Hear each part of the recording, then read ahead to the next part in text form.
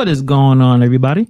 Welcome back to the channel, this special edition of Beyond the Algorithm with me and my homeboy, Steve, Rideshare, Rodeo. How you doing?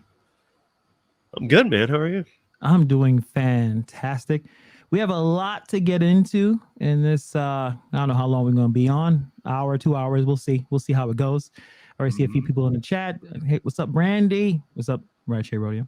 And what's up, Tony, the driven dad? He's creeping closer to 1,000. I don't know what number he's at right now.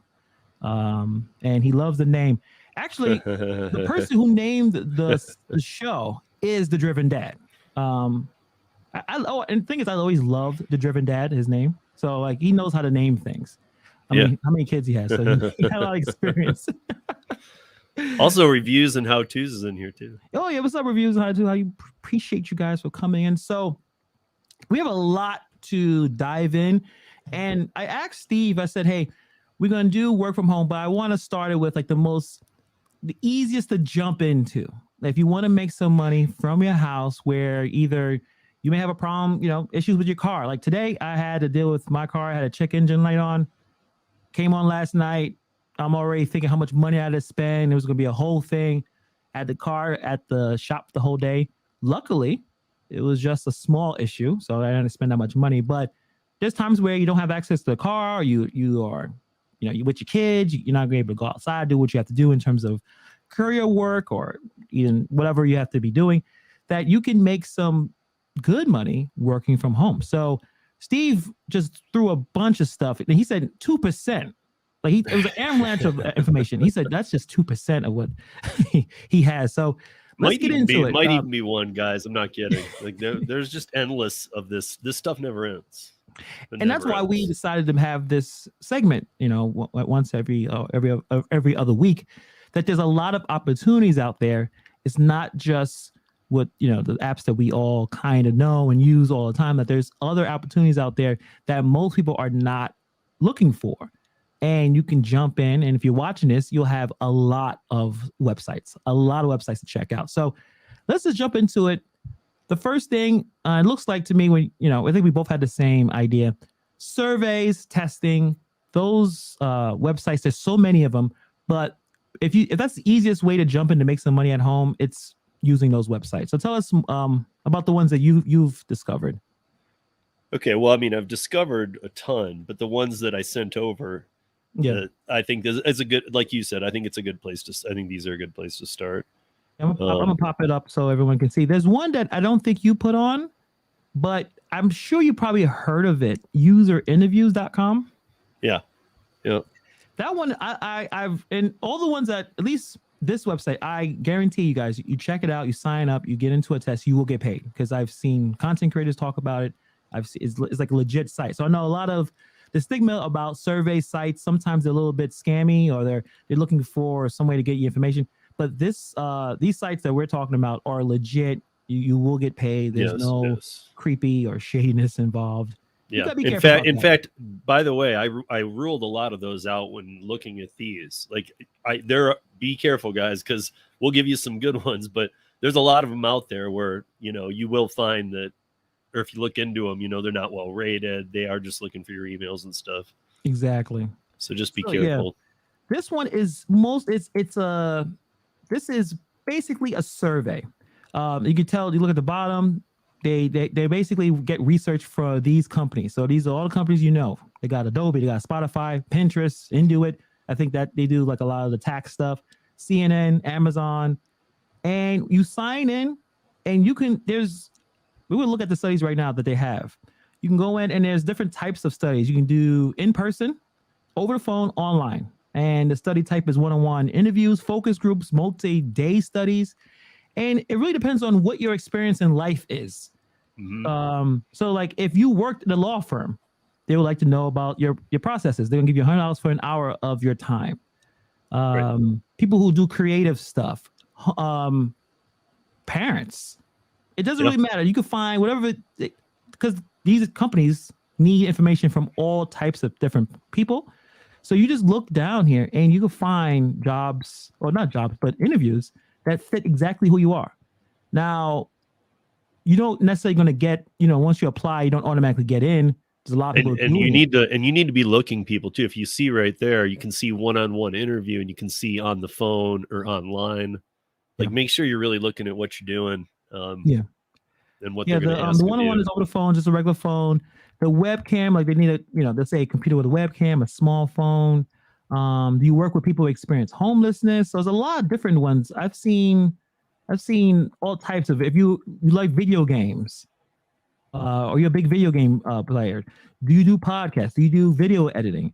So there's a little bit of everything here, and you just keep going down, and then whatever that applies to you. Because usually when you apply, they'll ask you some questions, kind of verifying if you actually are the best pick for them to put you in the study and pay you. I mean, this one right here, they give you $100 for 15 minutes.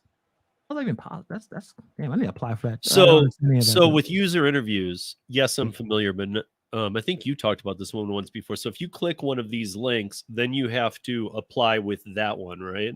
Yeah. So you apply. We'll do it right here. Okay. They give you the description, device, and then you click to participate. And they'll probably, I got to sign in, but they'll start to ask more questions about who right. you So are. it goes beyond your user interviews profile. Like that's not enough to say, hey, these are the ones you're qualified for. You still have to go in and connect. Exactly. Yeah. So just because again, they want to get the best people to right. Get the especially from. With some of those that they're paying a lot for. So I mean, like, they're gonna want their money worth. I'm trying to find like regular, like everyday people kind of stuff. But once you sign in, you can go through it. It's a little bit for everybody. I'm telling you, it's not just you need to be like a lawyer or work at a law firm or anything like that. There's a lot of good, decent ones. Let me try to see if I can find, find something that's, online. Like I saw focus groups up there too. Like that. Yeah, if I was starting on this one, I might start with that just personally, because focus groups can be really fun too. I mean, did you work at a construction space? You're just answering random questions about random things. A shopping study. They're going to give you. Oh yeah. So another thing too, I want to bring it up. So they'll say $100.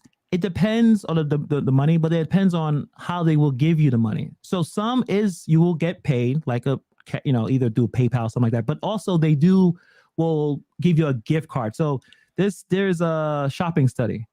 So I guess when you complete the study, it's $125 choice of dozens of gift cards, which is still something. So not every study will give you, I guess, the cash. It depends on, who's doing the study and what they're giving out to you guys. Let me see if I see anything. Oh, if you're a tax professional, Steve. Yeah. I mean, not me, but not you, Marissa. But yeah. Marissa. Yeah. Paid research study for teams to pilot co-working space, $300 for 8 hours. That's not bad to be outside or doing whatever they're doing. That's interesting. I didn't see what the details in that are. Let's see. And that's a weird. Let's check it out right here. We're looking for teams of 5 to 10 co-workers to work it's in person. This is online. Yeah. Well, that's still though, these are not like for life jobs. These are gigs. These are just gigs. Like you would go out and do gigs. I mean, it just might be a 4-day gig. Yeah. But I would totally 100% sign on, go through all the studies. There's hundreds and hundreds of studies on this. And you will find one that will be like, hey, I actually can provide information on this topic. I've seen ones where they're like, do you use a dishwasher at home? Hit this survey. It's like $20 for a couple of minutes of your time. Like, oh yeah, I have that. So this is really, really effective. And again, I've seen this idea came from a content creator, and she showed it. She's like, yeah, I got paid like $100 for like a half an hour of her time, and it was legit. So user interviews, definitely check it out. I see a few more people jumping in. What's up, Reagan? I see Giggity. Makes me laugh every time. Brandon, Rodney, what's up? What's up? The W, what's going on? I'm gonna check out user testing. We're gonna check that website out right now. I think it's testing, right? Yeah. Let me see if I can't type.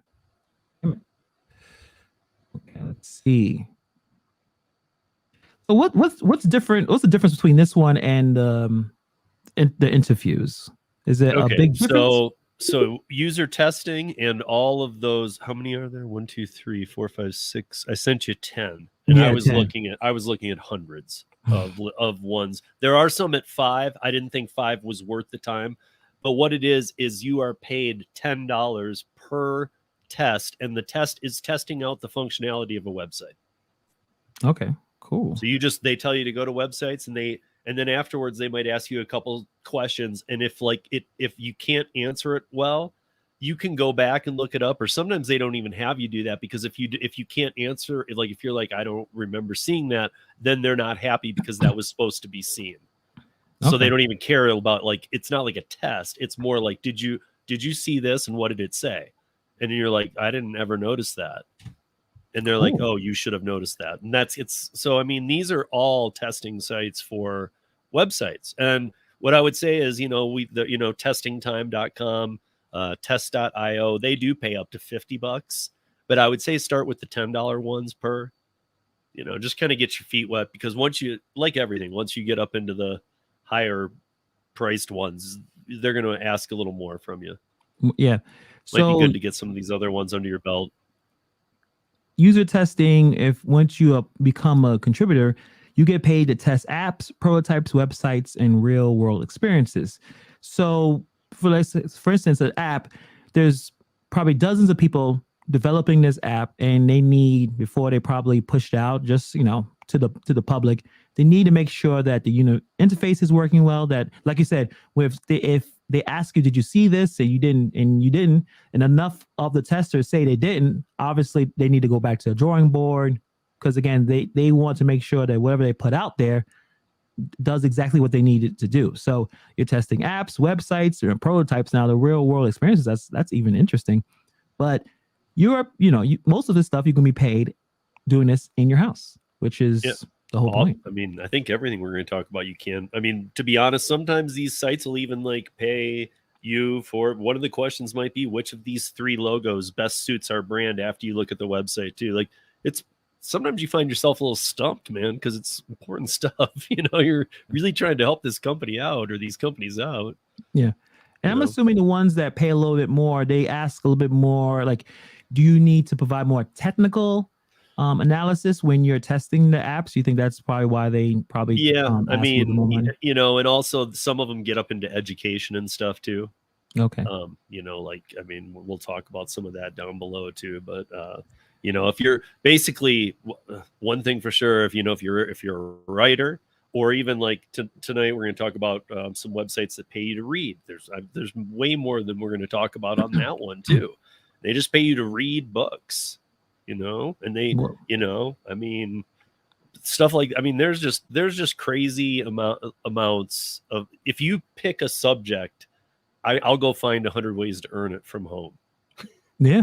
Maybe it's not the job that you architect, maybe you're not going to be an architect from home, but there are pay from home jobs that will have you analyze architect software or something, or does this make sense? Or there's infinite, never ending work from home. Yeah. And a lot of people just aren't turned on to it. Well, also now I think people are a little bit more, 2 years, obviously the last 2 years of our lives have been dramatically changed.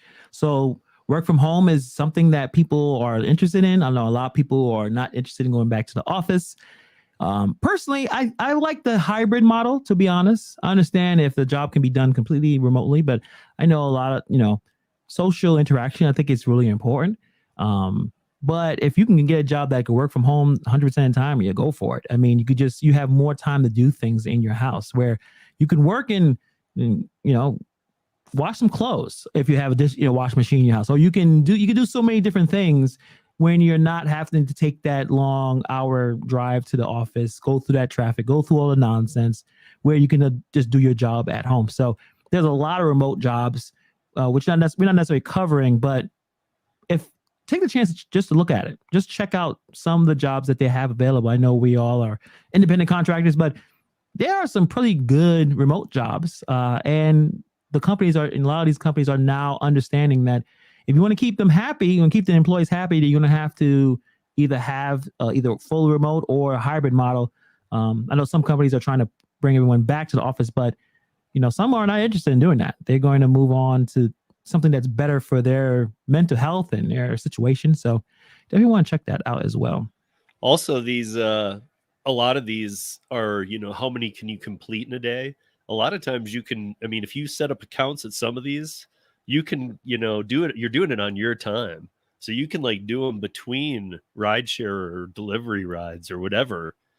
Like you can be sitting in your car earning these while you're waiting to earn. Yeah. Right.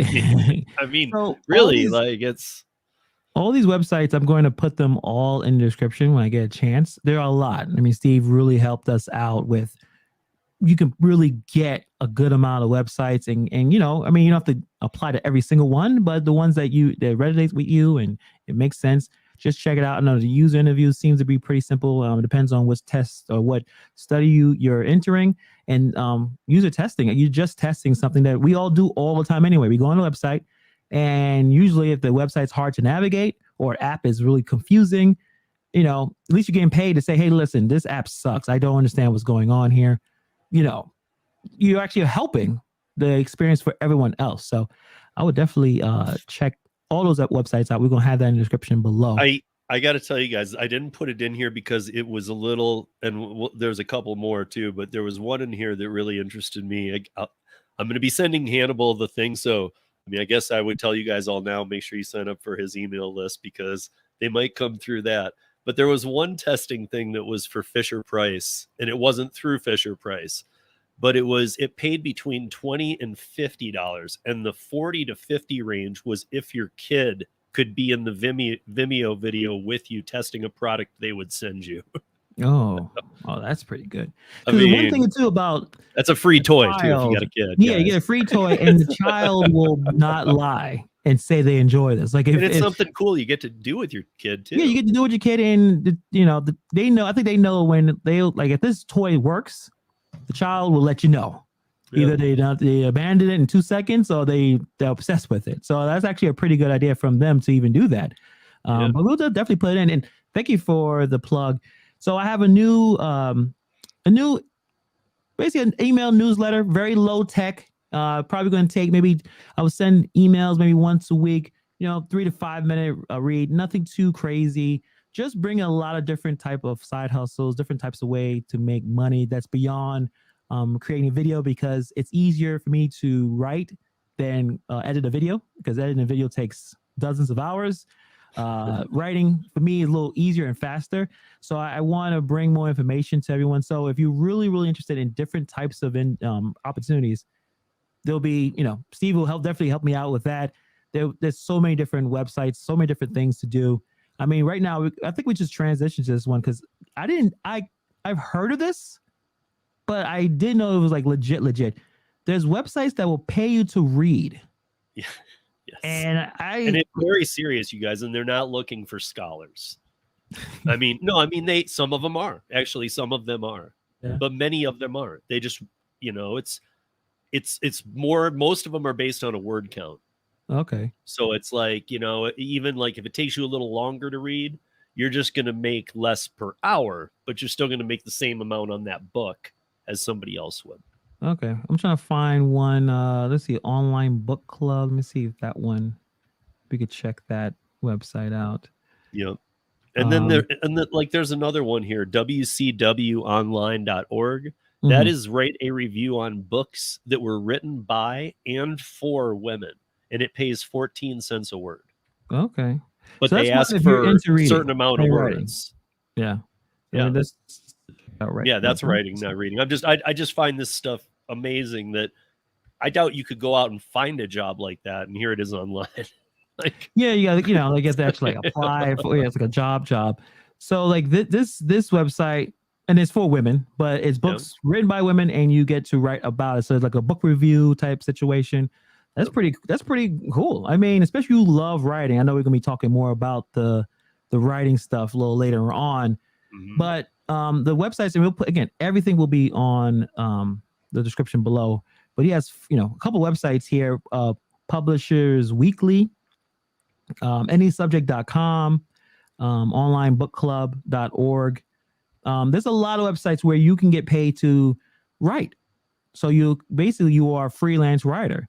There's tons of websites. A lot of websites need content and need stuff to post. Now, hopefully it's good. The more quality you can provide the content, the more they'll probably pay, the more they keep you around. But freelance writing is a really, really big and lucrative side hustle. Could definitely be a full-time hustle if you love to write. So that's really more of a... Well, and this website is writing reviews on books, but you're doing it in a blog style. So they pay you 14 cents per word. So obviously they're going to keep you coming back if they like the way you do it and you review, like if you're wording things properly. They don't care if you like it or not. Yeah. They just want to make sure that you're into this. And it's, I don't know, to me, that kind of stuff is great because that can be a huge earner. If that becomes like something that you're interested in, a lot of the topics, let's say on that website, it'll be super easy for you to digest it, review it, you know? So, I mean, and it's all available to you online. So you're not having to find books or go, you know, find them on Amazon. There's nothing like that. All the content's there. Gotcha. And so Rodney says, no cuddling gigs yet, Hannibal? No, none of them. So I won't even put that as work from home because I haven't seen anything yet. Free cuddling practice. Yeah, that's not happening, Jonathan. But, you know, I'll put a weird one on. Not a weird one. It's a unique one that work from home. Let me see if I can remember the website. I think it's a Sniff Spot. Okay. So this one in particular, I'll put it up so you can see it, Steve. You can, if you have, now it really depends on where you live, right? And what kind of space you have. But if you have a really nice backyard, you have acres of land, you can rent your space to people to use as a dog park, like their own private dog park. And you jump in, you sign up, take a few pictures of your place, and a person who wants a private dog park, they'll just search you. Similar to Rover, they'll search the area and say, "Oh, where are the dog parks that I can go where it's private?" Because some dogs may not be able to socialize with others, or you know, the owner may be training or something, and they don't have their own space. You can rent out your space, and it's private rentals by the hour. And I'm gonna look up how much usually people will get. I think you can make up about $1,500 a month. I mean, it looked like none of that was fenced either. So is it like people just bringing their dog? You're not responsible. It's just giving them space to let their dog run and play. Yeah. So you can, and it's one-on-one. So you're not getting 3 different dogs that you don't know in your prop at the same time. It's one-on-one. It's private. The person who is renting is responsible to clean up, so they're not leaving any kind of dog poop or that type of thing going on. They provide insurance, and it's pretty cool. I mean, if I had the space, I wouldn't mind doing this. Some people want one-on-one attention with their dogs, and you can really become basically it's like an Airbnb for dog parks. Now they're saying $3,000 a month. Depends on how often you're doing it. And I know they mentioned you don't necessarily have to be home. I don't know. I think the biggest thing I saw when you were on the last one was that if the highest paid stuff looked like it, if you had a half acre or more, because then it said fenced or this, it had all kinds of options, but the half acre or more seemed to. Yeah. So if I looked up near me, let me see. It's probably Jersey. I doubt to have anything near me, but we'll see. Let's see. Let's check what they have. They got one in Brooklyn. Okay. So this is in Brooklyn, and that looks pretty nice. What you do is you take about 12 photos, show them what it looks like. I mean, that's nice. Definitely have a Brooklyn vibe. It looks like this person's taking in more than one dog at a time. That's kind of cool. See, look at the top 2 though. Look at the one that says $20 a dog per hour, and then the next one's $4 a dog an hour. Yeah. It really depends on. And the one that's 20 is not a top spot. And also, you decide how much you're charging per hour. So right. This is the 4, the 10. This is you decide how much you think. So if you have a nice spot with a pool for dogs, you don't have to. You can charge as much as you want. Someone may actually say, I want to hang out here. We'll check out a top spot here and see what. Dude, plus if you have a pool for dogs, you should be charging top dollar, because I know a lot of I know Hannibal deals with dogs all the time too. We go hiking with a lot of dogs. I hang out with a lot of senior dogs, and aquatics are great for them on their joints and everything, and they love it. Yeah. The older they get, when things start hurting, it keeps going to the other window, whatever. Yeah. But this is a pretty cool idea, and it really depends on where you are, because if you're around an area where everyone has their own space, you may not necessarily get a lot of work or a lot of gigs. But even then, if you have a really nice looking backyard, and again, it don't have to be special. Like I said, just have a bunch of land, or whatever. I think most of them you're probably going to make the best money if it's fenced in, because there's dogs that if they're not fenced in, they're gone. You're not catching them. They see a squirrel, they see a cat, they may not see anything. They just have a scent, they're gone. So fencing is probably the best idea, but I think it's a pretty cool side hustle. And if you can make an extra $3,000 a month. Oh yeah. I mean, it's as passive as passive income can be. I'm not a big, I don't understand the whole idea of passive, but you have property and you can rent out your property, and you're just hanging, people hanging out with dogs. I mean, it's pretty cool. I don't know. Yeah, absolutely. I mean, with things like this, I would just say make sure you look into the insurance portion too. Maybe it's covered through them. Maybe it's split with them or something. Actually, let's go back up there, because I did see it way before, but I haven't chance. Like, I think they did say that you do. Yeah, it says easy passive income, share your land, help dogs. Let's see, you get paid monthly. Okay, so right here, liability and damage protection. They provide $2 million liability insurance and $5,000 for damage protection. Vaccines required for all the dogs. Guests clean up after their dogs, and you get good customer support. Now, I don't have a big property to test this, to test exactly how well the customer support is, but there's a few videos on YouTube you could probably check out. They have some interviews with some hosts that they make money doing this, and see what they have to say. I think it's pretty easy. If you love dogs, if you don't love dogs, you find them annoying, I don't know if you should be bothered, especially, dogs they can damage certain things. I mean, the dogs. So if you're not into dogs, I wouldn't decide. But if you love dogs and you have the land to do it, I think it's a pretty cool idea. It's a great idea. Yeah, I do notice. I love the $2 million of liability, because that's twice as much as Uber provides. That's for dog. No, that's hilarious. It's not. It's sad, but it's also like people care about dogs. Dogs are worth twice as much as humans, man. Yeah, it's crazy. Might be true. Yeah. Jonathan says, my sister does a lot of surveys at home. I need to ask her the ones that actually pay good. She's been doing it for years. Yeah. I mean, you see someone doing something and they're making some money, you always ask. It's always a good idea. But yeah, sniffspot.com. I put that in the link below. So yeah, we got that. Hang out with dogs. You can get paid to read, get paid to write. I mean, there's all types of different things. What other websites do you would want to highlight as we talk about working from home stuff? Yeah, let me see if I can pull this one up. I just want to make sure it comes up first. So yeah, you can go down to the bottom too, and there's like the first one, Leap Force at Home. So this is $12 an hour, you guys. Not a ton of money, but it's just paying you to search the internet. That's it. Okay. I mean, things you might be doing from midnight to 3 a.m. anyway. For free. With purpose, with no purpose at all. So therefore, at least you can get paid some money. Not a lot, but there's also a lot of upgrading into other positions with like Leap Force at Home. Mm-hmm. You can step out of their entry level stuff and get into some other stuff. Okay, let me see if I can find. Oh, so it's Pen. Is this it right here? I think it changed the. Yeah. Okay, let's see how it works. So it's flexible work opportunities. We're looking for people all over the world to participate in some of our many exciting work from home opportunities. They range from simple surveys to ongoing projects that last for months and longer. So this is definitely something that I'm interested in as well. So you apply, and it looks like all over the world. So it's not much of a restriction on who they're taking.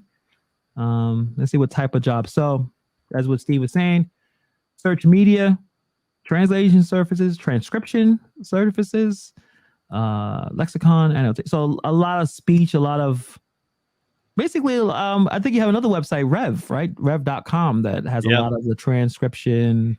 Yeah, that one I think is based on how fast you can do it, which must mean to me how fast you can type. So that probably comes down to your per minute, which I don't think I'm real good at. I'm not the fastest type. I'm good. I know how to type, but I'm not like, I can't even remember what's great, 100 words a minute or something. I'm not up there. And those are the people who would really jam on these, because what you're doing is taking audio. And I mean, I don't know why, because it seems like there's software out there these days that can do it pretty well. But they want the software is human 100% perfect.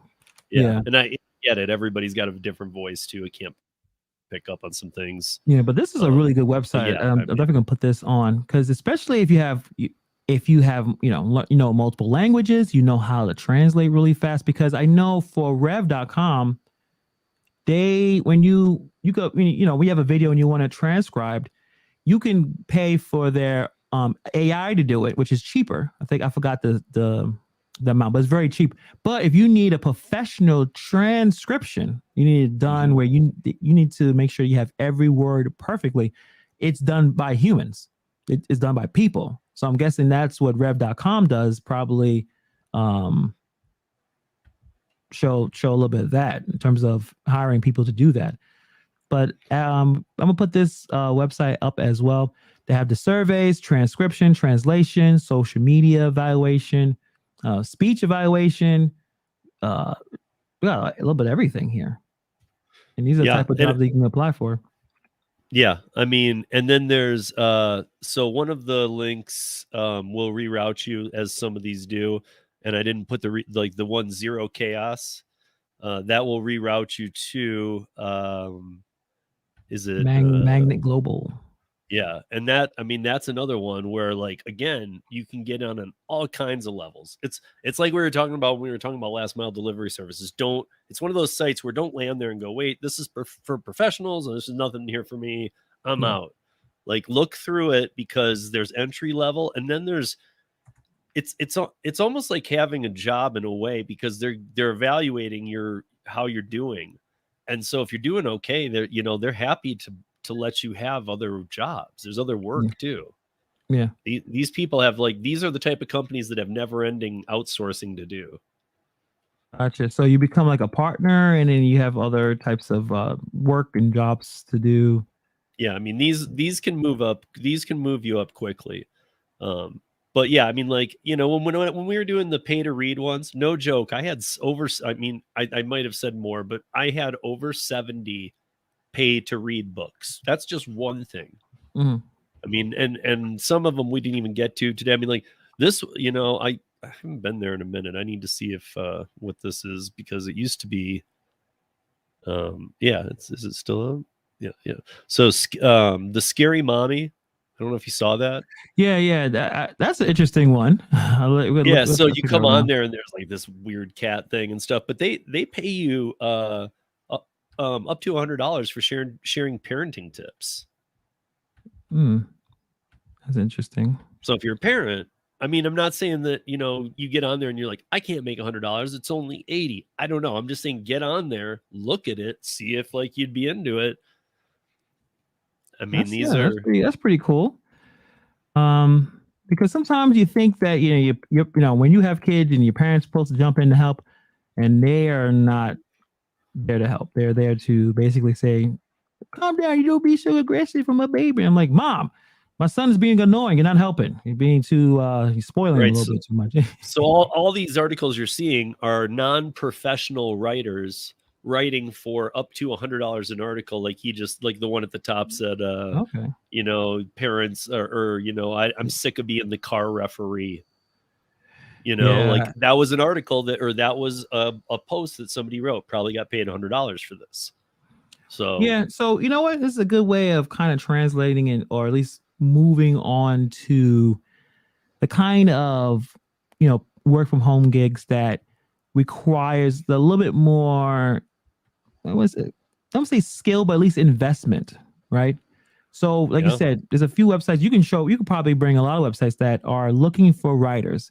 They're not necessarily looking for professionals are necessary. There's someone that can get their point of view across in a way that it's clear, it's concise, and you understand what they're saying. And there's tons and tons of websites that you can sell your services for. There's Fiverr, Upwork. You can say, hey, listen, I can write articles about A, B, and C, or whatever the topics that you're interested in.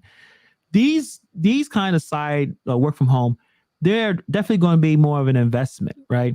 Where you can go to the survey and get paid, probably pretty quickly to do the freelancing stuff, doing Upwork, Fiverr. Those are going to be more of an investment, but I think they are going to probably be long-term a better play on turning some of your side hustle into a main hustle, where if you are a really good writer who loves writing and you're able to get gigs from different websites to say, write for us, that's a pretty good gig. You're at home, you're writing. Yeah. If you enjoy it, I think it's a really good way to make some money. Definitely from the writing stuff. Yeah. I mean, if you're a tutor, I only brought in one, but if you're a tutor, there's tons.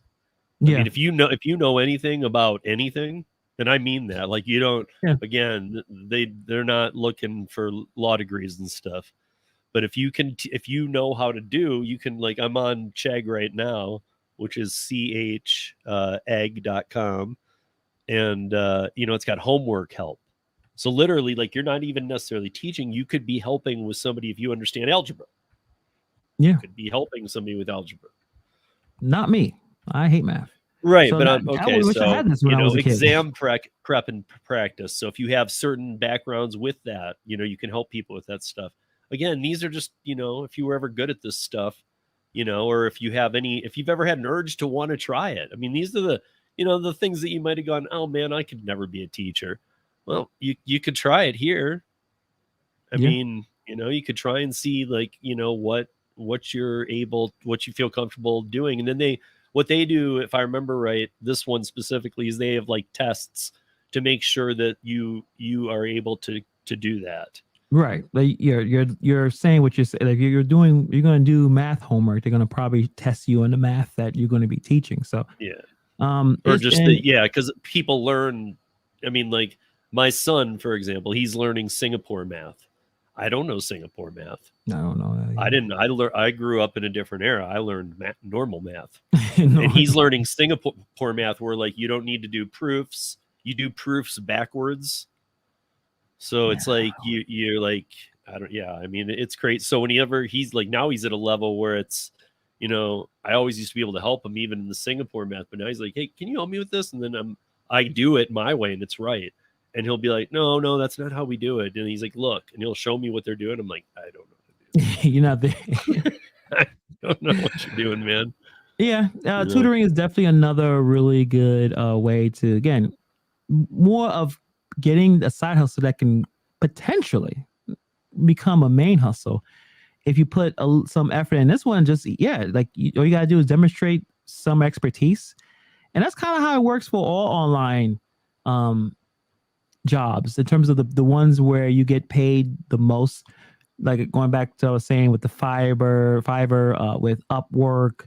I know LinkedIn has some jobs too now. I think they do like a search engine as well, where you demonstrate some level of expertise. And it's not, you have to be like the super amazing expert. You just got to know a little bit more than the person who knows nothing, right? In terms of, well, if you're really good at whatever, like one kind of, I don't know, like I said, writing. If you can help people with tips on how to write, and you write, you have a blog.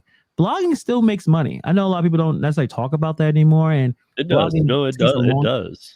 I mean, you have a blog, like it takes a while to build it. You got to deal with SEO and all that type of thing. But there's still people who are doing very, very well writing a blog. And it's an investment too. So you're not going to make a lot of money in your first week, first month, maybe the first year.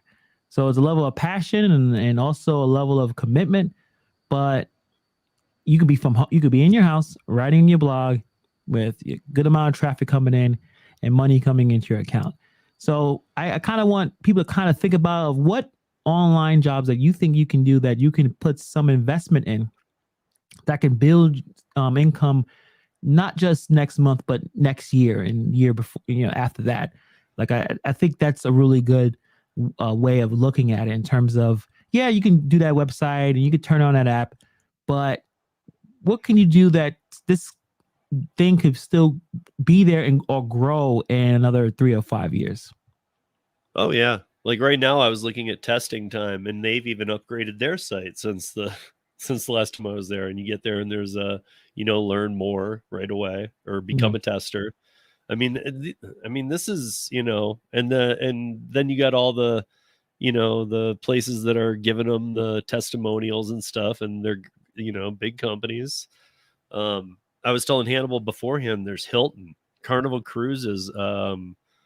Who else? There's, I don't know if you guys know this, but apple.com/jobs. You can get paid $16 an hour just to be a chat agent on a basic level. Yeah. I mean, that's from home. $16 an hour. You just sit there and they only, I mean, you're basically just keystroking 1 through 8 or 9 with answers. And then if it gets beyond that kind of thing, you're really just kicking it up the ladder. Not bad at all. I mean, like you said, there's so many different opportunities to really make some decent money. It doesn't have to be translated into using your car. Like I said, it could be certain situations where you're just not able to drive, and you can make some really good money. And also another thing that it's pretty obvious, but YouTube can be obviously something that can generate income. But going back to what I was saying in terms of success, it takes a lot of effort. I don't know if it would be something I would say, well, I want a side hustle, YouTube. That wouldn't be the first suggestion. I don't know what you think, Steve. Like, would that be the first suggestion? Like, it takes a long time to generate the kind of income that I think someone, if they're looking for a side hustle, they're probably looking for something now, not necessarily something a year from now. Yeah, I mean, the only way I would see YouTube out of the gate is, YouTube, let's do that, is like if you really have a brand in mind and you really have an idea and a niche and you are very specific and you're going to be doing a website, social media, YouTube, and you're planning on launching all this, then YouTube, yes, from the get-go, and you better put all your effort into it, because I know Hannibal can attest to this. I can for sure that YouTube is tough too, man. That's its own animal. Yeah. And then even once you do reach a certain amount, don't expect, you're not going to have a Scrooge McDuck room you can go dive into. It's like, it's definitely more of a passion. You better be passionate about it, but it's life changing. I mean, I've seen content creators sure. that their lives have completely changed because of the success they have on YouTube, and even mine. I mean, yeah, I'm not necessarily, like I said, I'm not swimming in gold coins, but I really enjoy doing this. So it really depends on your passion. Then again, eBay, selling stuff, right? Etsy, people do really well on Etsy. Amazon, dude, why don't I have an Amazon affiliate link? Do you know how much cool stuff I know about, like, where I would never recommend you to buy it? Like, if I knew about 20 products or a type of product and I knew 20 brands, I know which one to tell you to get. Yeah. Like a lot of it for snowboarding, other things like that you guys might not know. And you're coming out here, you need some stuff, you go onto my Amazon link. I mean, Brandon, the Dashing Grandpa, he has an Amazon affiliate link. We all should, because all you do is you put things on there that you like. But here's the kicker, guys: if Hannibal has an Amazon store link and I click on it, not store, but if he has an affiliate link and I click on it and I go to the suggested items that he has, say that there's only 4, he suggested these things and I don't want any of that stuff, but I continue shopping, Hannibal gets a kickback from everything I buy on that shop. Yeah. Whether he put it on his list or not. Yeah, it's so many different ways to, and it's not, you're not necessarily doing all that much of what you'll do anyway. If I asked you personally, hey, I'm going to be snowboarding, what do you suggest? You're probably going to suggest something that's on Amazon anyway, right? So it's like, why not get a few little, shekels coming your way for bringing this product from this website to me? So affiliate marketing is probably the fastest way to make And also, money. don't forget that money's coming out of Amazon anyway. Yeah, it's going to Amazon anyway. I mean, it's like you're not gonna pay any more than if you just strolled across it yourself, and Hannibal's gonna get a little kickback, and nothing changes for you. You pay the same price. Pay the same price. There's nothing. So it's extra. it's like if we're gonna shop at it, like here's my thought: if I'm gonna shop at Amazon, I might as well go to Hannibal's, Brandon's, whoever's got a store, like around Christmas. Click their link, even if I'm not gonna buy anything from them, and go shopping because I'm gonna get him a kickback by just shopping. No, that's how you do it. And we all have apps on our phone. There's so many affiliate links there that if you are really passionate, and that's where the rub is, you can't just be trying to sell everything to everyone if you have no passion, no connection with it. Because also it's trust. Like, I trust Steve that's going to give me the best products for hiking, right? He hikes a lot. Yeah. So I would take his word over someone who never hiked before, but they're trying to sell me or trying to make me click links on hiking stuff to buy. So trust is very important. So if I had to make another YouTube channel, it would be very niche. It would be basically whatever I am interested in, and not really talking about too much of anything else. So a way to make money would be if I was really into tech, right? Really into computers and all that type of thing. To review something, you may either buy the product at all or get it from Amazon, take it back, whatever. But you review the product and you sound like you actually know what you're talking about. You're really passionate about it. And you say, hey, listen, you should buy this. But click my link to buy it. And if you do pretty well with the videos, that's how money comes in. I mean, that's how it kind of works, where you're not necessarily invented the product. You're not necessarily you didn't. All you did was basically reviewed it on YouTube or TikTok. TikTok is a big thing now, right? So it's always different ways, and if you are creative, that you can get some decent money from the internet, or we call it online money making, whatever you want to call it. Mm-hmm. Yeah. Plus, I mean, here's another thing. Like, I'll give an example for the snowboarding thing. Like, I don't even have an Amazon store. I'm setting it up tonight. I really am. It takes. I really don't think it does. I mean, I don't know what's entailed, but it's always one thing or another. But I'm going to try and take some time to do this because here's an example. Like, if you came out to Colorado and you're going to go snowboarding, most likely you'd get on Amazon. You'd want a good pair of goggles. You're going to get led to Burton goggles. They're going to be $99 to $129. I have been through 15, 20, 25 pairs of goggles in my lifetime. And there is a pair that I will recommend for $35 that beats any of the Burton goggles for $125. Has magnetic switchable lenses, so you can just pull them off, pop the other one on for low light or high light. I mean, I've been using them for years, and it's amazing to me because the ones I get are 4-star rated, and the Burton's got the almost 5-star and 14,000 ratings. So you'd go rating, heard of Burton, good product, I'm going to buy that. But I can tell you, I've owned those. They have issues. And that's a video. That's a blog post. That's information that if you are really interested in that activity, you need to know that. So like you were saying, we all have something to contribute. We all have something that we can provide other people. And we just have to think a little hard, like what are my strengths? What are my life experiences? What I've been doing, and what can I help someone do? I always kind of picture it in this way, where if I had a product or a service or something I wanted to talk to someone about, you can go different ways of how to speak about it. But if you can talk to them as if they're just hanging out with you at a bar, and it was something that they probably even ask you, what's a good goggles? And if you speak to them the way, you just spoke to me, like, listen, don't get the Burtons. They suck. Yeah. Get these. These are the features. Yes. It costs less. Like that's a video. That's a blog post, and people will gravitate towards that, and you get, something from it. Obviously, you can make views, but also you get trust, recognition, and also the affiliate that comes from Amazon or whatever products that you have to put out.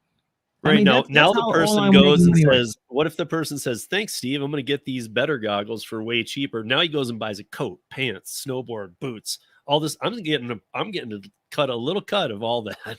Yeah. And he's still going to buy it for the same price anyway. Nothing changes for him, except for he got better advice on some product.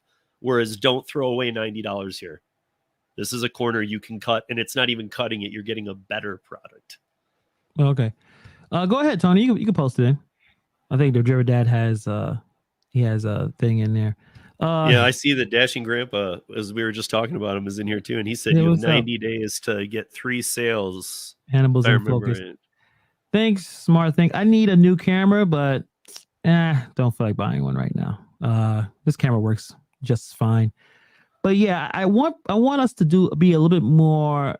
It's okay to sell things. I feel like, it's interesting that we're in a niche. We're kind of in this industry of where a lot of our videos are about making money, but we don't want to come across like we're being too selly, right? We don't want to come across like we're trying to pick up money. I know there's a lot of kickback on some people who decide to sell courses or sell memberships, and I understand some of that, but if you could provide me with some information or a hookup somewhere, and if someone's getting paid, or there's money being exchanged, either I'm paying for the product and the company's paying you a little bit for affiliate, I don't see it as a big deal.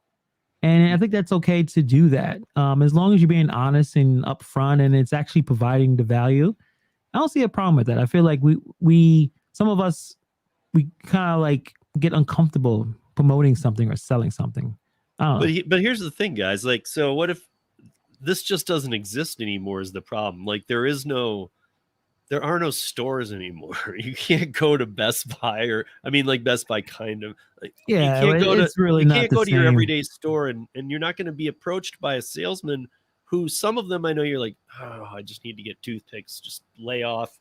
But sometimes you're looking for a washer dryer. You do want somebody to know, okay, well, does this have gear 5? Does this go to level 19?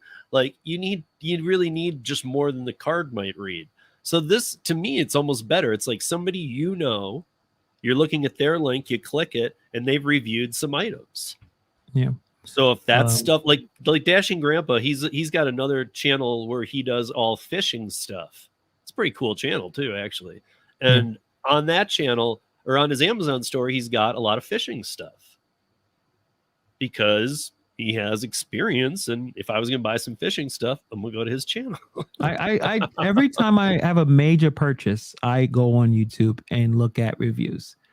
Anytime I have a major purchase, whether it doesn't really matter what it is, or even if it's like equipment, something important, I will go and check reviews about it. So if the first way, if you really want to do well on YouTube in terms of making money, like, I don't know how necessarily, I don't know what video, I kind of know what videos that do well here, but in terms of doing well as a business and making money, review videos are the best because people are looking for whatever the thing you're reviewing. They're looking to see what other people are talking about. They see someone either unboxing it, using it, with their experience, because sometimes, like you were saying with the goggles, it's 5-star, all these great reviews. Let's be honest, some of these companies pay reviews. They pay to get reviews. Big time. They want to make sure their product looks really good. So it's tons of 5 stars. They may all look legit. And then when you get the product, you're like, what the hell did I just buy? It's because that's how they're able to get people to check it out, because they kind of manipulate the review system. But if you go to a few YouTubers, and I go to more than one, but if you really trust them, especially if you've been watching a lot of their content, you know that they wouldn't steer you in the wrong way. And also, if they had an affiliate link, hopefully they're being honest and say, yes, there's an affiliate link, or I am backed by this company, or whatever it is, that you can trust them, and you can look for it for yourself. Like I was looking at a standing table, one of those tables that can go up and down when you press a little button or whatever. And I was watching this guy's video, and clearly the table was like lopsided, like it did not look sturdy. And someone typed in the comment as well, like, this table doesn't look sturdy. He's like, yeah, it's a little, a little off. I'm like, well, I'm not buying that table. Yeah, I got to put my computer on it. It has to be leveled. So you can sometimes look at the product and you can decide what you want to do. So that's a big advancement too on Amazon. Not to get too sidetracked here too, is that I like that verified buyers, people who have bought the actual product, like you can't just go in and review something, but a verified buyer who actually bought the product, didn't return it, can upload pictures and video of what they the do that problem now, yeah. is. You know, like you could show a video of like, look how wobbly this junk is. So it's not just a 1-star bad review that you're reading going, is this guy being honest or is he just pissed about something? You can actually see why he's giving it a 1 star and he'll say it's junk.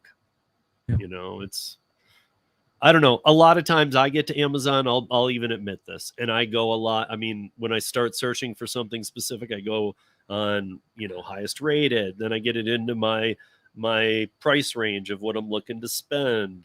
And then but those are like the steps I take. I'd much rather go to somebody's channel like Hannibal's or whatever who has an Amazon store and see if he has some stuff on it, or if I'm gonna get some fishing gear, I'd go to Brandon's, you know, because why would I go screw around when Brandon isn't going to steer me wrong? Right. He's going to tell me about good fishing rods. Yeah. And if you are, you know, you're outside, you do anything, I think everyone should try a YouTube channel. I really do. It may not necessarily be like some kind of crazy money maker, but if you're already outside and you are having, you know, you going out there, you're having experiences, and, you know, it may not necessarily make a lot of money, but what happened if you had the best possible car mount ever and none of us know anything about it? You're like, listen, I love this thing. It's the best thing. And you bought it on Amazon. Why don't you make a video about it?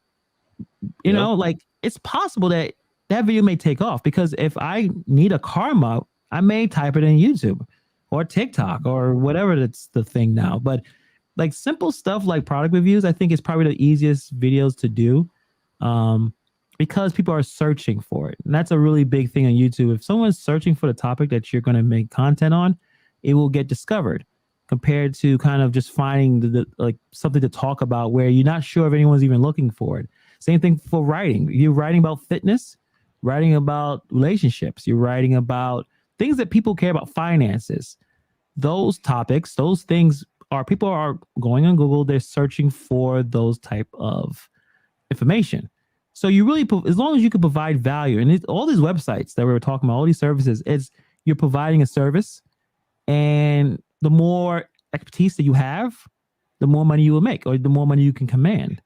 I think another two to go back to the websites. I think another two to bring up too are like Blue Zebra appointment settings, if you see that one, and Working Solutions, because both of those pay really well. So like one of those is setting appointments for people, for doctor's appointments, things like whatever they might need. Okay. One is customer service. They have one to remind people to take their meds, so you're their phone call. So that one. That one I think I spelled wrong though, because it went to a dead page. Yeah, well, we'll put it up. Blue Zebra and Working Solutions both will come up, and they both have the work from home at the top. And it's just like, you know, if you don't mind booking appointments, and you're calling a client list, you're not selling people things. You're making an appointment they need to make anyway. Yeah. So this one's a Blue Zebra appointment setting. And I'm looking for the professional appointment setter job opportunity. Cool.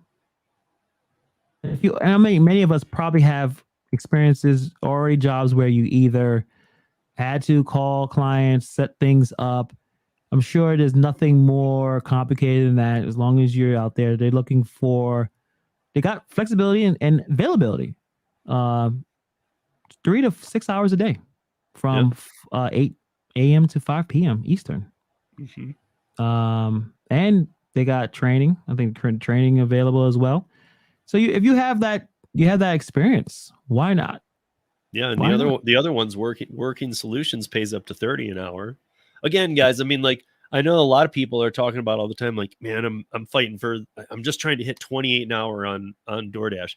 You're in your car, you're spending gas, you're risking being in an accident. I mean, it's proven. We've talked to insurance companies, and we should all know this. The more you're on the road, the more likely you'll get in an accident. That's just statistics. I mean, it's not necessarily even your fault at all. It's just the more you're on the road, the more chance of an accident. Yeah. You know, so I mean, like these are things. If it pays, if you can find one of these that you can relate to a bit. You know, if you look in the upper right, it says apply to work from home. There. Okay, right here. You know, and so I mean, like, if you can find a click, and again, like Hannibal's going to be able to put up a bunch, but I'm going to send him a bunch more too.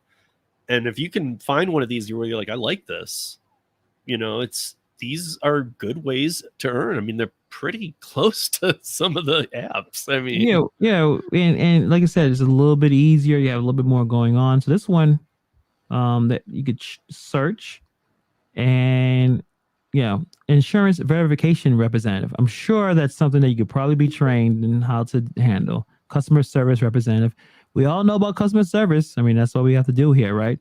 A lot of times when you see things like that, again, don't let it throw you. If it says like insurance, whatever, that realize that the insurance companies that look for people to hire from this site will all throw it in together to help pay for the basic training you'd need.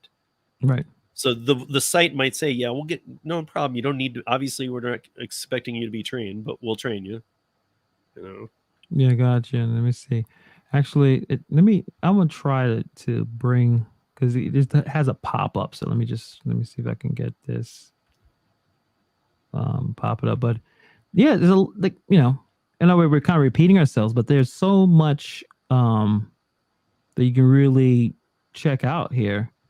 That I mean, these are Hannibal and I bringing up a couple of websites out of thousands, you guys, too. Yeah. Like, I mean, like I said to Hannibal, I'm gonna send them all to him. I don't know, maybe he'll break them dodown into different emails, because like some of them are gonna be big, man, and it might just be better to keep them to topic. Yeah, we're gonna probably we want to overwhelm. Medical. Because even I'm overwhelmed. Like, there's so many different ways, and you just get really creative, try to figure out what works. So I think people honestly, I don't even blame anybody or anything. I just think people forget to do this. Yeah, they're so used to the apps, and okay, the alarm went off, I got to turn the app on, and then I turn this app on, I got to turn my GPS on. They just have these routines now, especially because of the pandemic. Well, now it's time to like stretch that out a little bit. And if any of this stuff interests you, which that's what I kind of am getting at, is that I don't see how you couldn't find something that interests you. There's enough in all sectors here. Absolutely.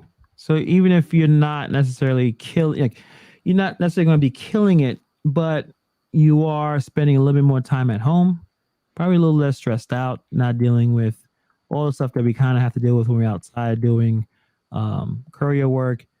Yeah. It's just a different change, and it may be something you're passionate about, something you already have some level of expertise in. I just think it's a great idea. I just think, and the last one that you probably should bring up is the Arise. Okay. That one is that one pays, I think it's 19 to start, if I was catching it right.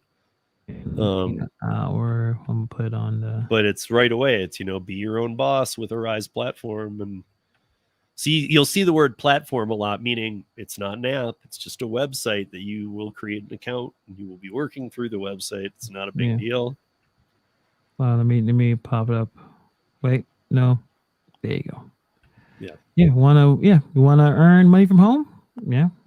Yeah, obviously that's why we're here. That's what we're talking about. Yeah. Service work from home. Count me in. Find customer service opportunities. I think does Dash with Ash in Canada, does she does customer service remote work or work from home? I think she does. Some of that stuff, obviously you want to weigh that stuff. Like, I wouldn't ever want to be a bill collector. Yeah, or have any. I just don't want anything to do with that. I don't want at the worst time. That's like going to be parking enforcement. It's just something like there's something wrong with you if you're like, I want to be a parking enforcement. Yeah, I think they just have to. But in this website, Arise Work from Home, you're working with brands like Inuit, Dick's Sporting Goods, Carnival Cruise Line, and dozens of more. So I guess these companies outsource customer service work to these companies, and then they train you through like Carnival or Dick's Sporting Goods. They train you through their money with video training. Okay. So it's not like it's too involved or they have to fly. Remember back in the day, for this kind of stuff, you'd have to be flown out to Florida, spend 5 days there, go through a conference and a seminar and all these classes. Now it's like, just watch these videos and be able to answer some questions at the end. Yeah, we got time for that. Yeah, no, but I mean, why not? Again, it's just like we treat the apps. I mean, we were always saying sign up for every app. Well, sign up for all these that even have any interest to you at all. Yeah. Or at least start with the ones that have major interest. Yeah. Are these sites the ones you have used? The one that I have the most experience is userinterviews.com. So, that's why that's the one I continue to stress. It's totally fine. I've seen people get paid on that app. No BS. You see the companies that they have, you check out the beginning of the stream. They're working with CNN, they're working with Amazon. These are very successful companies with a lot of money, and one of the things they have to do is invest in research and development. And a lot of that is reaching out to regular people like me and you and getting our perspective on things, get enough information, decide if they want to start a new show or a new product or whatever. Same thing with usertesting.com. If a lot of money is being invested in this app, and it can't, I'm sure the developers, the Garys of the world, they're all like, this app's pretty cool. We know everything about it. Yeah, but like the dummy like me, I look at the app and like, I don't know where anything is. They need my information because there's more of me than, the Garys. You know what I mean? Like you need the common person. Yeah. Yeah, I have done, I did one at the beginning of the pandemic. It's no longer around. But when I did it, it led to me writing an article for the Rideshare guy. I already knew Harry, but he read the article I wrote for this website and he already knew about me, but that kind of sold him a little more. I wrote one for him. Then I wrote one for Mashable because I wrote one for Harry. So one thing led to another too. Yeah.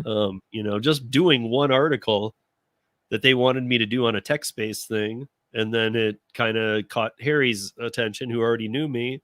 And then, I don't know. I mean, this stuff all like plays out together too. It just, that's why I was saying you can step your way up with these people too. When it says we'll hire you in at 19, that does not mean that's the ceiling pay. Yeah. Customer service jobs are tough.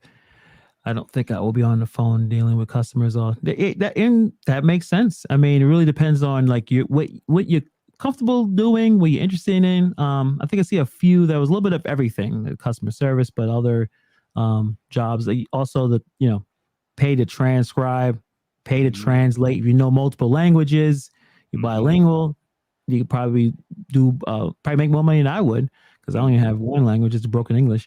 But in terms of other services you could provide, really just be really creative. Like also, if you love to write, and again, it's not, not everyone likes to write or enjoys writing, but if you enjoy writing and if you have a little bit more experience than the average person about whatever topic, especially if it's about relationships or finance or even tutoring, you can put some content together and someone would really get care.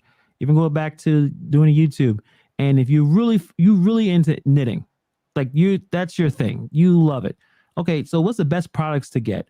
What's the best ways to you can, even if you're not as advanced as you may think. I think a lot of it, like you were saying, Steve, a lot of it, we kind of stop ourselves. Well, I'm not an expert, right? I don't have these titles. You need to know a little bit more than the average person. If you know a little bit more than the complete newbie, we still want your information. We still want that value because if we can relate to you and you present it in a way that's understandable, it's easy to follow, then there's a place for you, whether you're writing it or you're making a video. The other thing, Krista, is that you don't have to do it full time. Like you were saying, you couldn't do it for a full day. There's ways to work out 2-hour blocks with these companies or whatever. Yeah. So maybe you couldn't, I couldn't do it for every day either, but I might be able to do it on Wednesdays for a 4-hour block. Yeah. I don't know. I mean, for me, it's all about diversifying ever since the pandemic. Cause I got 95% of my income was coming from laser production. Now about 5 to 10% of my income comes from laser until things change a little better. I totally agree. So, I mean, what I learned was diversify, start getting into everything, stick your hand in everything, man. Yeah. Because you don't know what will dry up, where it used to be overflowing. And then now there's nothing coming out of this thing. Right. Plus you just don't ever feel as fearful. Like what if you if you work one app and you're starting to realize, wait a minute, I hate the other apps, but if I've heard of people getting kicked off for no reason. Okay, well, if you get kicked off for no reason, now what? You haven't even diversified to the other apps. Now you got to learn them too. So, I mean, like, I take it like that, but I mean, like, get your hand in anything. And if you do even okay at it, don't ever turn off the flow. Keep it open and keep your eyes open for more gigs like that, and just always be doing stuff so that you're never dependent on any of this stuff. 100%. I think that's the key to being independent contractors. Yeah. Make sure you're not streams. dependent on anything. You're doing enough things where it doesn't matter. Yeah. That's 100% correct, because you never know. And, you know, we exchange flexibility for stability, but I think the more revenue streams you have, you still have that level of stability where, like you're saying, if we really enjoy using one app and 1 minute, and I saw a YouTuber, most of his content was about Instacart, and don't log off, Steve. It was about Instacart, and he got deactivated. I haven't checked the update, and it was a weird way he got deactivated. It was basically because he threw out his referral link, and someone must have, I don't know if someone must have told on him or did something. Like he said, he only basically had 2 signups. You're not allowed. I don't know why you're not allowed to do that. You used to be able to be allowed to do that. I don't know why they care anymore. I forgot his name. But you can't do that. You can't put in an Uber or Lyft. I know people that still have them and that would say no, because he puts them in all his videos. I will just tell you that person just hasn't gotten caught yet. Yeah. Because when they do, they will pull that video down, or they will give him a strike. They will put him in timeout. Whatever they're going to do, they're going to do something. You're not allowed to put referral links anymore, at least to certain companies. I'm going to show you the video when we get off. Remind me. He said he contacted customer service to verify that he can do this. And he actually kept the logs. I guess maybe it was a chat log. And the customer service agent probably gave him the wrong information. He thought he was good. And so hopefully if everything goes by what he said, then hopefully Instacart will put him back on. But he said, I kind of brought that to the attention of a customer service agent, which is so bad about these companies where you can't even trust what they said, because they first of all, they're not even in the same continent that you're in. They have no idea. So they may not even understood what he was even asking. I hate making a joke about that, but it is true. I mean, it sucks. It sucks when you're talking to somebody that, and I've made this joke, but I've had this happen where somebody doesn't know that Colorado is a state. Like, I know I'm not talking with somebody that can help me out if they don't know that Colorado is a state. And it's like, not necessarily, if I lived across the world, I may not know all the details of a different country and a different continent. You know, like what's happening in a town in Europe, I may have no idea, but I'm not working there or advising anyone there about, you know, doing food delivery or anything like that, because I have no context and the training is not adequate enough. And they don't want to pay people who live here that can actually help us in a much more efficient way. That's the unfortunate thing. I have a question from N to you, Steve. How much in a year you spend doing laser production so we before the Rona, how much time you were investing in doing the laser shows? Yeah, a ton. So our laser company is it's the second largest in the world. It's called LaserNet. They're based out of Miami. It's second to only Lucas. So yeah, I mean, and we during the first Star Wars, obviously I was not involved with the company, but my boss, Tom Harmon, kudos out to him. He was actually helping Laserium and Laser Lights out there with their technology for the first Star Wars. So he was more of just like first one. Yeah, he was. And what episode is that? Like 4? I don't know. Yeah, whatever. Okay. But I mean, it was 1978 or 79.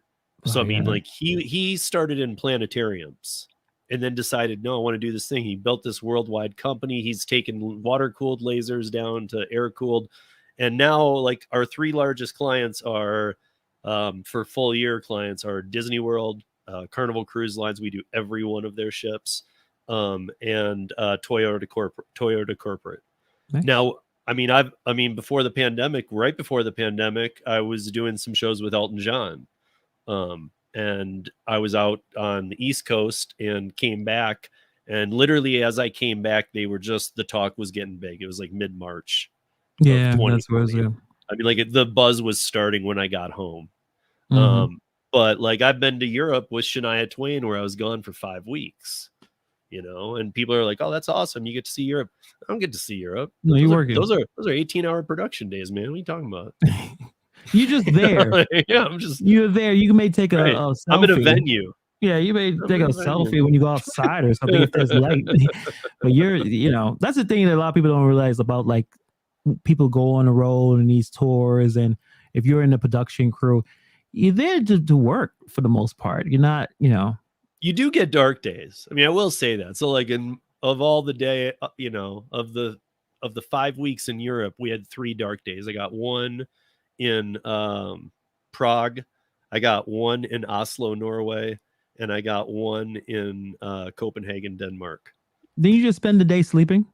No, I went out. Well, at Prague, we went out the night before the dark day. Okay. After the show, and their clubs don't close. They're 24 hours, some of them. Whoa. And clubs, not just a bar. Like, no, I mean, even I'm just trying to one in the afternoon, it's going off as hard as a Saturday night in New York City. Club. That's a different world, it's just totally different. And then you come outside, and their police hold Uzis.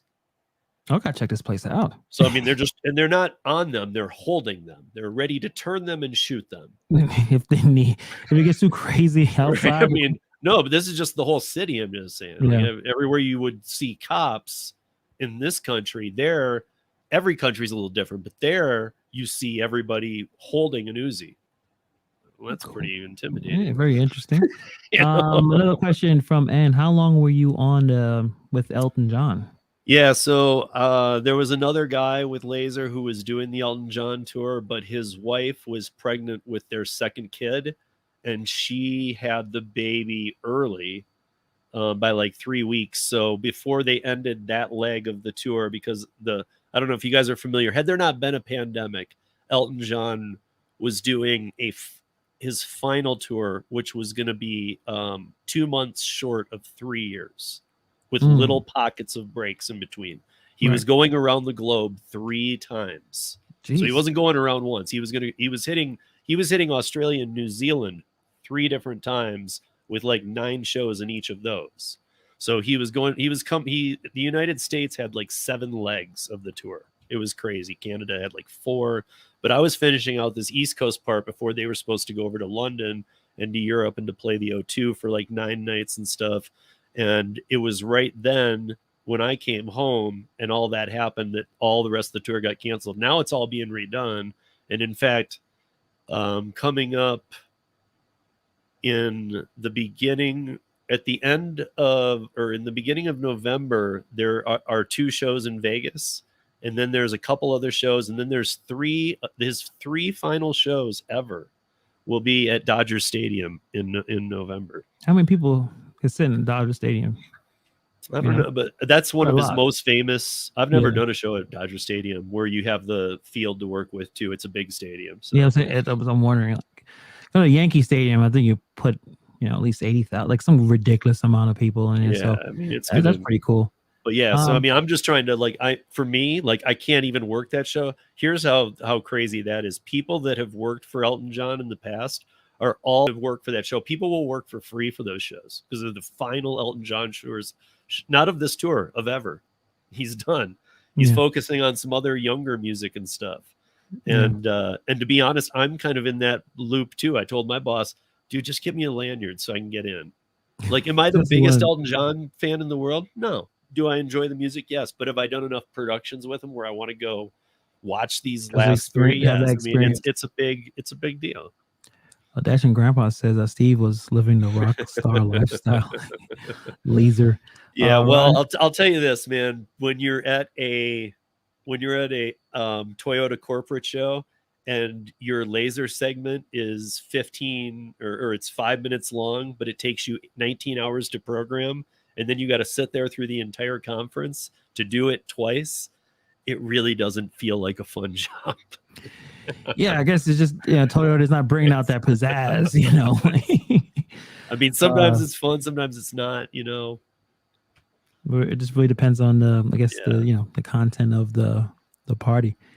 Okay, so we've went through at least the basics of some of the work from home stuff. It's a little bit of everything. I feel like we kind of went through where, you can test things, you can read, you can write, you can provide translation or transcription. You can remind people to test with your kid.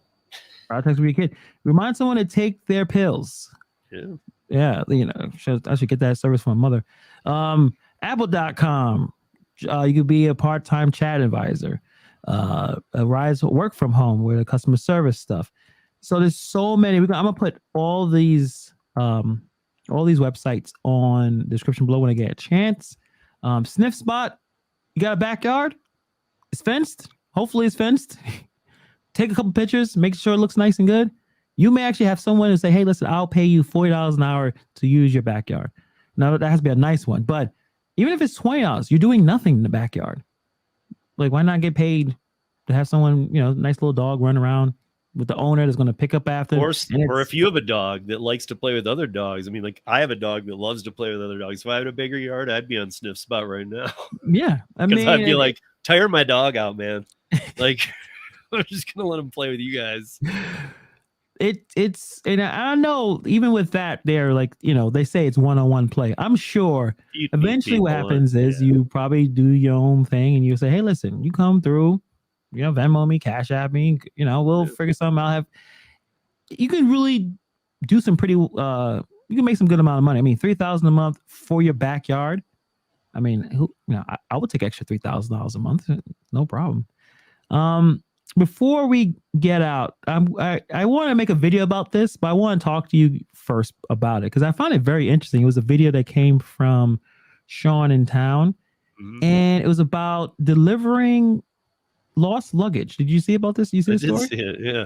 Didn't he say he said some crazy amount too? Yeah. So I got the article. Let me actually pop. I'm gonna make a whole video about it because I find it I'm maybe actually going to do this in the holiday season. So this is a little sneak peek of what video I'm going to put out. Just so you know, I know somebody who used to do this at LAX airport too. I'll put you in touch with. All right. Because there's some stories that go with this kind of work that are. Well, if it's going to be the man this man made, I'll take the story as long as I'm not getting, whatever, like as long as it's not get too weird. But so it was a dude on TikTok. He showed that he was able to make an extra $800 in 4 hours delivering lost luggage. Basically, it's a luggage side hustle. He's a teacher, I think, in Dallas. His TikTok is actually on this, but I think he has some music that I'd probably be copyrighted or whatever. But so he's a teacher. This article came out in August, so it was summer. Lots of people were going on vacations. I know how to take care of a lot of dogs. So basically, you're going to the airport, you're grabbing luggage, lost luggage, and you just bring it back to the people who had it, obviously. Yep. And in 1 week, he made $800 working 4 hours. And in the TikTok, you see him. He's grabbing a bunch of luggages. He has an SUV, and he is stuffing his SUV to the brim. He has maybe 12 stops, and some people give tips. Not all of them though, but fair enough that you're getting paid well enough where it's, I guess tips are nice, but I guess it's not necessary for him.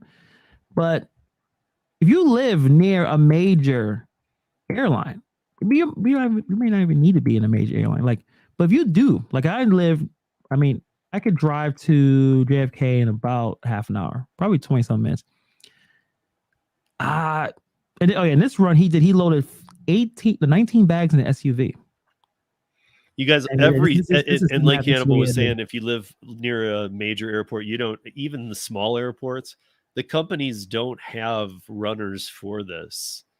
Sometimes they share a runner, like 3 airlines might share one runner, but they don't have a full-time employee who goes and delivers luggage that people left or that was sent on another plane and the people want to get to their hotel and they say, well, when it gets here, we'll get it over to you. Those kind of stories. They don't have that kind of service. Those services have always been provided by third party. Yeah. So he uses the app En Route to help him deliver. He did 10 deliveries that day. He said it was a 52-mile radius.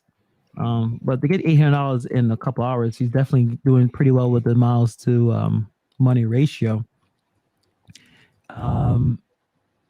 Basically, he Googled it. He's like, how do you find this side hustle? He Googled driving delivery jobs and it just popped up. And there's a company he contracted called Express Bags. I've seen a few companies that did this. So I'm going to talk about that in the video. A lot of it is local. So like I saw a lot of JFK companies that are looking for independent contractors to partner with them to get this lost luggage back to their owners. Yes. We all been through flying. It may not be your best experience. I'm sure you may have lost a bag or two. Well, I'm sure it happens a lot because sometimes the airlines suck, especially in JFK. Is one of the biggest probably airports in the world. You could probably make a lot of money if you are near a major airport. Google, I saw stuff on Indeed. I saw stuff on Google. I see something, a lot of jobs on ZipRecruiter. I see websites where you apply and you can make good money. There's no $2.75 to deliver 50-pound luggage to someone's house. You're not gonna get paid $2.75. Many of the websites did not show how much, but that's when you need to dig in, call or contact and see what's going on. But I think, especially this holiday season, Thanksgiving, Christmas, yeah. Why not check this out? Why not go to your local airport and see what's going on? Also, when you do, make sure that, like for us here at Denver, at DIA, you have to have a DIA certification pass, a badge, no matter what you're doing, to be able to do any work there, including independent contracting, other than like rideshare doesn't count, but like you have to have a badge. So like usually those are free and there's like a half-hour video to watch at the airport. So if it ever says, do you have like, I see somebody put the Dallas acronym in, what is it? DFW. So, okay, if you're going to do it at Dallas and you're going to do it at DFW airport, check on their website how to get your certification. Because if you see it in one of the jobs Hannibal's talking about, oh yeah, you can pick up bags, but you need a DFW certification. You're like, oh, I don't have one of those. That's nothing. It's free. Takes half hour. You just go pick it up. Yeah, I would definitely. I mean, I guess I'm saying don't write things off when you see one thing might be needed. Yeah. Don't. Sometimes that thing is nothing. Yeah, that's your. I think that's your like MO or like your motto. Don't stop at the first obstacle. The first. I don't want to do it. Do two more steps, and then you realize, that last step wasn't that bad actually. Yeah. Especially for this, like this may be an extreme example, but I don't know. I think it's actually worth it. I will be trying this out during the holiday season. It probably happens now. I mean, JFK is one of the biggest, I'm sure there's tons of luggage sitting there where people are like, where the hell is my luggage? And it's back there and you could grab it, stuff, I don't know what kind of SUV he had to stuff 19 bags. I guess he had to put the seats down and just. You could do it in yours. I could do it in mine. Come on. Yeah. You could figure out 19 bags. I don't need a seat behind. It's like Tetris, man. It's like, but that's pretty cool. I mean, and it's a service that is, I'm sure, is in demand. They probably don't have enough people to do it. It's independent contracting. It's not. I mean, I'm sure they probably have careers. I mean, I'm sure that some companies probably do full time, but it's probably they need you when they got the biggest, traveling days of the year, traveling either in and out, and they got all this luggage and they need someone to deliver them. I think it's a really great opportunity. I saw Sean in Town's video, and I think more people need to know about it. So when I get a chance, I'll probably make a little quick video just kind of talking about it and some of the websites I've seen about it. And a lot of them were local, but I just want everyone to, whatever airport you're near or wherever you are, Google it. Lost luggage, delivery, independent contracting, and see what companies are there. And as Steve says, check whatever certifications, whatever regulations that. Don't get thrown off by them, guys. Like, don't get thrown off. Look at what they are, because it might be free, and it might just say you need to come in and sign a piece of paper. Good question and what is the app? There may not be an app. They may be just a website that you need to go look it up. They may have a number, they may have a web email, but I don't think many of these services are going to probably have an app. Yeah. I mean, what do you think, Steve? You think any of these services will have an app? I think that if they do, you're best off going to the website anyway first. Yeah. Because it's always best to create your profile on a website, I think, than on an app. And then if there is an app, you download the app, it populates it for you. There's nothing missed. There's no weird field that you entered weird on a cell phone that doesn't play well with the website or the database. So I always say go to the websites anyway. And like I said, Hannibal's going to list some stuff, but I don't know how he's going to distribute it. But I'm going to, in the next couple days, I'm going to put all, like, I was just starting to get it all together. And I did that in like 20 minutes of stuff I already have. Yeah. I'm going to put it all together, and it'll be like education, test websites. And I'll give it all to you to just put out however you think. Yeah. Because you guys, there's so much where you can just pick a topic. Just pick a topic, and then there'll be 10, 15, 20, 30 underneath it. Definitely. So. I'm not sure I can put that much luggage in my car, though. But what I would do, Dash and Grandpa, is definitely look up some of the services and some of the companies that are willing to pay. See how much they're offering. And even if you can grab a couple of bags, that would be worth your while to deliver. I still think it's still a good idea. You may be able to put 18, 19 in there, but also the other thing is 18, 19 might pay a ton. That's what I'm saying. But one might pay a ton, because United can't have a customer pissed off because their clothes aren't going to get there till the next day. Right. The people aren't tolerant about that. People already hate flying, and they're looking for a reason to hate the airlines even more. So, I mean, if you fly with United and then they're like, we didn't get your bag checked on this, it's coming on the next flight, it'll be in 5 hours. When you say that to a customer, they think, okay, so 6 hours, I'll have my bag. No exception. They don't want to hear about the next morning or a story. They want it. So somehow that's going to get paid for. Yeah. I'm assuming, that's always the first thing that I want to say. I strongly doubt that you're going to see some payouts. You're like, are you serious? Like, I think these airlines spend a lot of money, probably too much money. Now, I don't know if they're actually making money, but actually they are making money. But they're going to make sure that these bags are getting back as soon as possible. And I think it may not be a big, extreme example of making $800 in a couple of hours of work. It's possible that it depends. Like I think he's in Texas. Yeah, I believe he's in Wichita Texas. Falls. Yeah, so that's a big spot. I think you could probably do pretty well. I think the bigger the airport, the more bags you're going to get. The smaller, maybe less, but you're going to have a smaller delivery area too. Like for Hannibal, Jesus, he's got all in New York. It's like where he better have a full car, because if he doesn't, it might not be worth it. Yeah, time will be an issue. Dash and Grab, so Google. Yeah, you can do that. Or deliver lost luggage. Contracting, independent contractor, because all the websites I've seen were all independent contracting, partnering with the companies to do. I didn't see too much like W-2 work, because again, they're probably sitting there, thinking, hey, we only need you guys when it's super, super busy. But if you're in DFW, they may need you often. You may actually see that there's actually some work that's constant up there, but it may not be an app. It may be just a website, and you have a contact, and they either send you emails or they're letting you know, hey, come through at this time.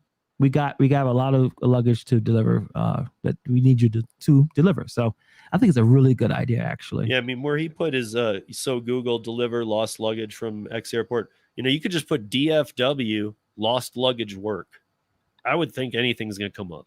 Yeah. It's just my guess. You can just put in your acronym and lost luggage and work. Just that, and you should get a ton of hits.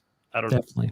So I definitely, if I'm gonna definitely try this out, and then I'll let you guys know how it goes. I think it could be very lucrative, because tipping is not necessarily in the TikTok. He kind of said, sometimes I get tipped, but when someone's happy to get their luggage, it's like, it's like their food too, like their food that they absolutely love, or they're having a great time. When you get your luggage, because it's a part of you, whatever that's in there, it's, you don't want to be apart from it. You don't know what's happening with it. You don't know what's going on. And somebody could bring it back to you and, give them that smile, that customer service. Hey, sorry about what happened. Or they even said, hey, here's your stuff. You may get a tip. You may get money. And it won't be something that you necessarily need compared to other apps where you need tips to survive. So I think it's a really great idea. You might also be passing the buck of the tip, just so you know. Like if you're going to a nice hotel, I guarantee you that the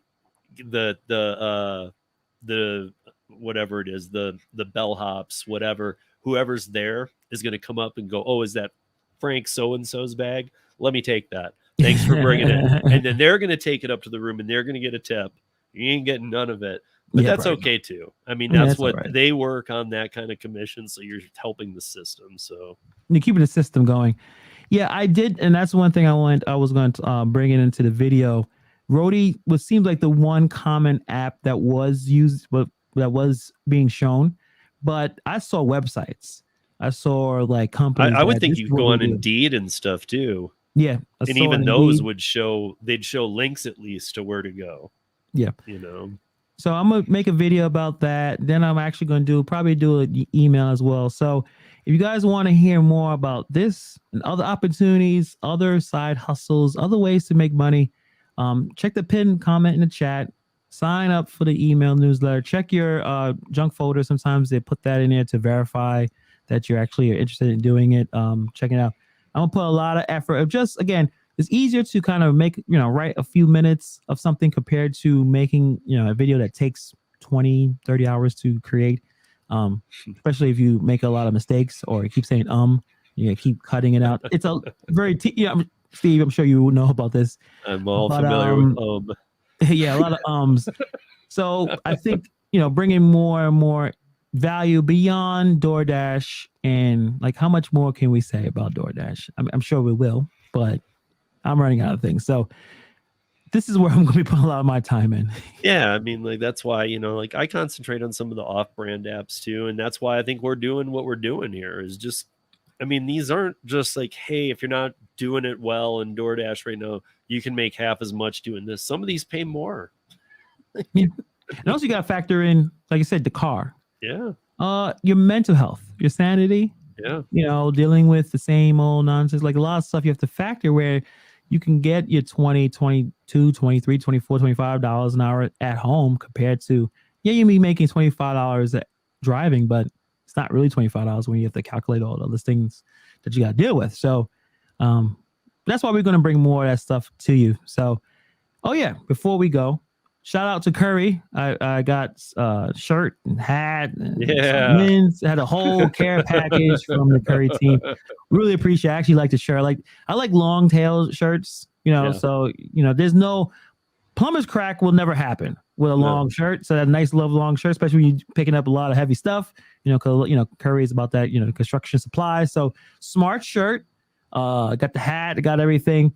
Check out Curry. I know I saw a few comments about Curry not in their areas yet, and they're on a waiting list. But I will say people are coming off the waiting list in droves. I mean, Rideshare Lisa, who told me I'll never come off this thing. I've been on it for 7 months. She made $400 yesterday on Curry.